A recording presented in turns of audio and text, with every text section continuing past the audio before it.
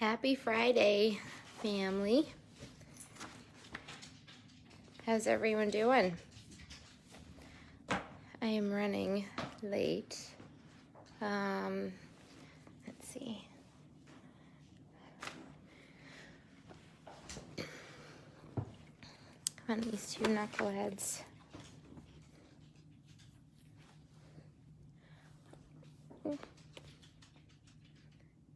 I'm just giving it a minute or two for folks to join us.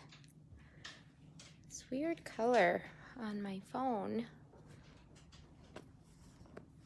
I'm having technical difficulties with everything I have here. I'm gonna put this on Do Not Disturb so I don't have notifications. Maybe at some point it won't shine my face up.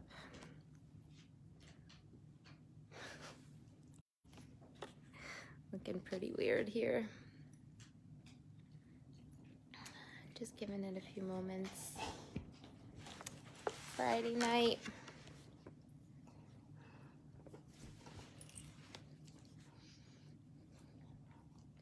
Sean, hi. Hi, Mr. Miller. It's Miller time. Good to see you. How you been doing? You know, the video comes in on a little bit of a delay, so if you're typing, I'm not sure what you're saying. Yeah, I was just running around cleaning a little bit, and someone knocked on my door right as I was about to do the live feed, so I'm a few minutes behind, which is sort of usual for me. I'm always a little bit behind. How is everybody doing on this beautiful Friday? I had a long day. It went by kind of fast, though, I have to say. But I was on various work meetings and calls. It started at 8:45 and didn't really end till 3. There wasn't really a break, and then I started doing some house stuff, cleaning. Now that I've had a taste of the warmer weather, I don't really want to be out there when it's chilly like this. Hi, Linda. Welcome. Good to see you. Glad you joined. How's your Friday going? I'd love to hear all about it. Love to hear how everybody's Friday's going.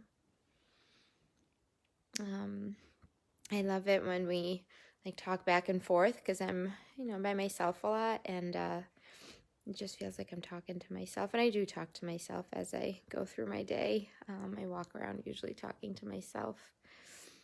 I do it in public too, which is a little embarrassing, but it's, I don't know, it's easier than having conversations in my head, I guess. Gets it out to say it out loud. So I was thinking about, or having some conversations at work about kind of just the recovery community as a whole.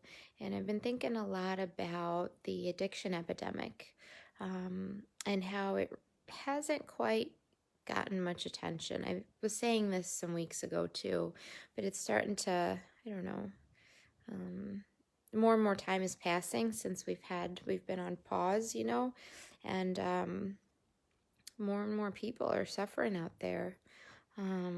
Resources are virtual, that lack of connection. We're missing social interaction. We're missing live sessions with therapists and even doctors oftentimes. Hey, Scotty, welcome. Good to see you.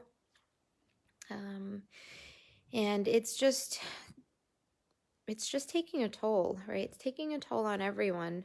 But Jonathan actually shared an article with me from CNN that talked about just how hard it's really been for people with substance use disorder, specifically around suicide, that many of those in recovery as well are at a greater risk of suicide, or there are more people being lost to death by suicide during the epidemic. Hi, Latoya. Good to see your beautiful face. I can't wait to see you guys in person.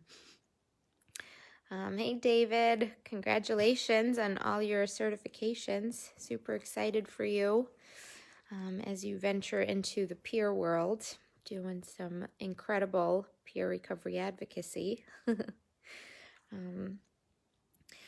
So, yeah, not to be, I guess, oh, Brody just sneezed on me. Not to be controversial, but I guess maybe I will throw something out there, with all the attention being on the COVID pandemic, and not a whole lot of attention being paid to the addiction pandemic, we could call it, right? It's sort of continuing that divide, right? It's saying, like, this epidemic that you guys are experiencing, right? You people with your substance use disorders isn't as important, maybe, or doesn't deserve as much attention. And we know overdose related deaths are up, alcohol use is way up, violence is in our streets, tearing apart homes, tearing apart neighborhoods. A lot of them are related to substance use disorder. So all these different things, different crimes, different effects are happening, but it's not being talked about a whole lot, right? The attention to the addiction epidemic is not there. So in many ways, it's saying, let's continue to marginalize our most vulnerable, right? And the disparities, the socioeconomic disparities are just growing, right? We have a lot of folks earning minimum wage, working in hard jobs, working in a supermarket right now, working at a convenience store, dollar store, in hospitals, right? A lot of the patient care techs, transporters, things like that. And they go home and they're traumatized, just like the healthcare system, right? Our nurses and our doctors are experiencing significant trauma, but why aren't we talking about all the other people that are working right now? Why aren't we talking about the single mom that's putting in 60 plus hours making minimum wage and is potentially exposing herself and her children to risk, right? Increasing risk. So this is like going on a little bit of a tangent, but I've been thinking a lot about substance use disorder and our epidemic, right? Where are our voices? How can we be heard? And in thinking about, starting to see about programming, or what are we going to do once pause is lifted? Which risk is greater? Do more people have to die before the addiction epidemic gets back in the forefront of the media, of the conversations? How many more people have to die before we bring the attention to it again? And to those, today, I do my little daily readings. Today I read through my books and kind of pick which one I like. I like this one because it talks about never giving up. And that's really a message to anyone with substance use disorder, but anyone, right? We say we're all in recovery from something, so anyone that's out there that's struggling, anyone that may be losing hope, anyone that's beating themselves up for making, the quote-unquote wrong decision. Our greatest weakness lies in giving up. The most certain way to succeed is always to try just one more time, and that's from Thomas Edison. It sounds irrational, but think about it. What if mistakes were good? We would never have to lie about one again. They would not cause us shame or doubt. We wouldn't have fear about erring today or later this year. No longer would we be critical of others who make mistakes, not our kids, our parents, or our friends. If mistakes weren't wrong, we wouldn't give up. If we think about it for a while, the simple way of seeing changes everything. So this idea, right, that through our challenges, through our dark times, we grow. And the biggest piece is to never give up, right? There is one sure way to failure, whatever failure may be, and that's giving up. That's not getting up one more time. That's not getting up to try it just one more time, right? Where there is hope, there is breath, and that I know for sure. So Edison was working for Westinghouse and had not yet invented the incandescent light bulb when interviewed by a young reporter who asked him how it felt to try variations of an experiment 10,000 times and have nothing but failure to show for it. Edison said, "I have not failed. I've just found 10,000 ways that won't work." It might have taken this stubborn man another 4,000 tries, but he did invent the light bulb. Now think about that, right? I've had a number of attempts at recovery, and I didn't fail the first time, right? I didn't throw away all that knowledge, all that experience, that insight that I had the first time I tried, right? It brought me experiences and opportunities and opened my eyes to new experiences. So I love that they say that. It's just ways that didn't work. They're not failures. There's no shame, right? There's no shame in having substance use disorder. There's no shame in seeking help. There's no shame in asking for help, regardless of what you have. Think for a moment.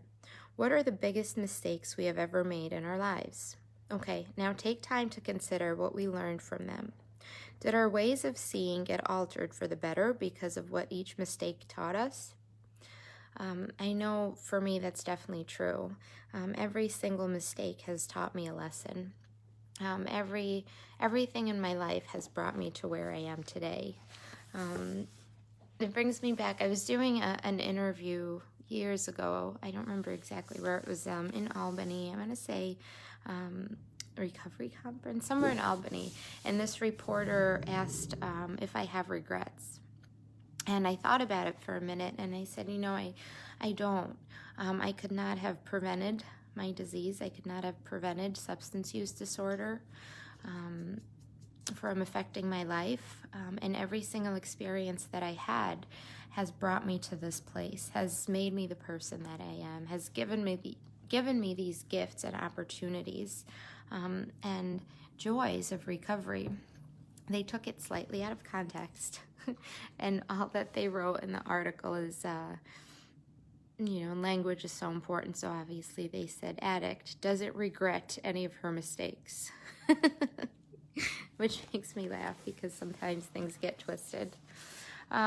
Patrick, happy soberversary. That's such an incredible gift. 7 years today. Yesterday. 7 years yesterday. No, it was today. So, you wrote, I truly believe that I got everything so lost at the beginning of my journey of recovery. I never would have gotten sober. If everything just fell into place, if it didn't happen exactly the way it did, I credit law enforcement for giving me the gift of recovery. Forcing me into a position where I had to seek recovery, right? Not necessarily wanted it at first, but once I got that taste of it, that's so important, that taste, that little bit of hope, right? Once you're exposed, like that very first step of walking through the doors at Recovery Fitness or walking through the doors of a treatment center or mutual aid group or whatever it is, once you get that exposure and that connection and that community, there's just something about it that's really magical. It's a sense of belonging. It's a sense of acceptance. It's a place without guilt or shame.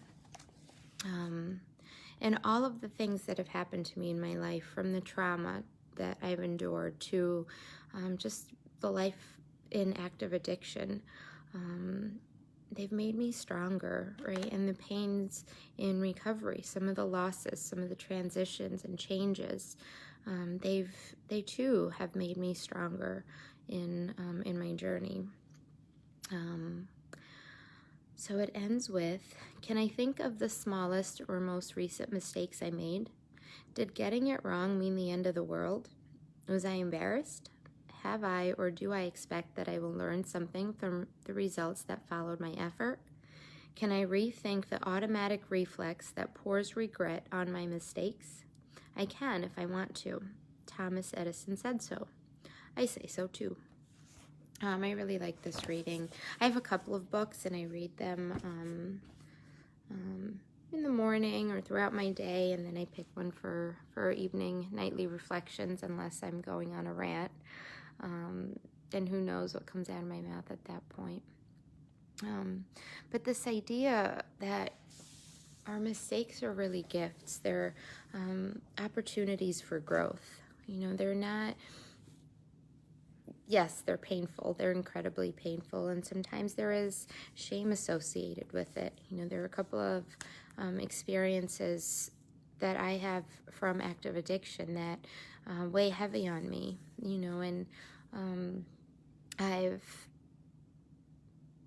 talked to those people and made things right, and we have a decent relationship, or not. Not everyone was so welcoming, and even though I've addressed those pieces, right, they still weigh so heavy on my mind. And when I think about them, I have a physical reaction of just oh my God, the pain I caused, and the things I did, the lies I told myself, right? Kathy wrote, I do believe that's true. They weren't failures. We learned from the mistakes. Yeah, I believe that so strongly, And there's certain things that I carry shame about just because I do, and those things remind me that I never want to go back. I never want to be that person again, and I never have to.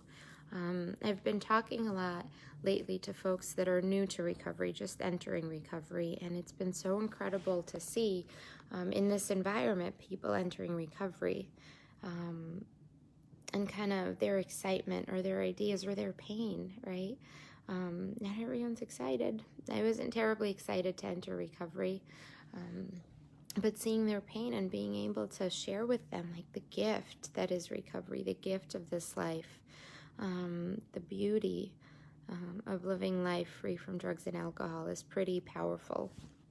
I just kind of kept going and didn't say hi to too many people. I see Kathy's here. I know I read your post. Nellie's here. Hi, Nellie. I saw Candace joined. Jennifer. Peter. I don't know if you're still on, but it's really good to see your face. I haven't seen you in a long time. I hope you're well. Miss you tons. Christine and Tim. Hey, you guys. Good to see you both. Christine, I love seeing pictures of your little babies. Absolutely breathtaking. Yeah, so when you think about your mistakes or the things that maybe haunt you or you carry with you, think about the growth you experienced as a result of going through them. It's kind of a positive, optimistic way of living or looking at things, looking at the bright side. But more so, it's looking at the gifts of those moments, of those situations, looking at ways to continue to grow and improve. And just because we enter recovery doesn't make us saints. I still do things at times that I cringe about. I have to address it right away. Otherwise I don't want to sit with that feeling anymore of heaviness, right? Of regret. I want to be able, I say this a lot, but it's really important to me. I want to be able to walk through this life with dignity and grace and free from shame. And when we sit in our mistakes or when we give up hope, that's no way to be. It's no way to be. The only sure way to fail is to stop trying. Please don't stop trying.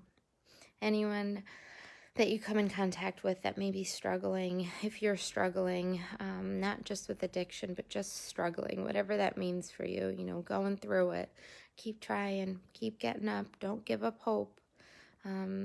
We're going to get through this.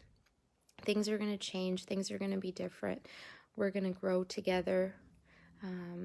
We're going to persevere together. We're going to walk alongside you. We're going to get through it together. Right? So I hope with that, it's really not like I don't know, I'm talking and I'm wondering if it's like a depressing feed, but it's really not, I think, because it's hope, right? It's the hope of recovery. It's the hope of getting up no matter what, right? Continuing to get up and try again, because eventually it'll work, it'll stick, whatever the internal motivator is, whatever, maybe the external, for me it was internally, I was absolutely broken, but I had to be physically stopped, and law enforcement did that for me.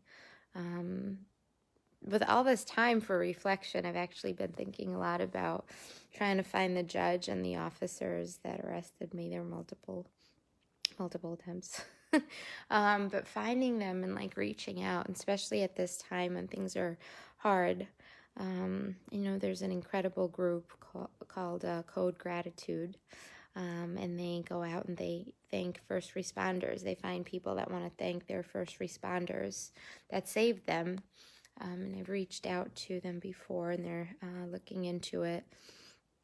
So yeah, I think that's what I'm gonna do. These little random acts of acknowledgement, the officers and the courts that saved my life.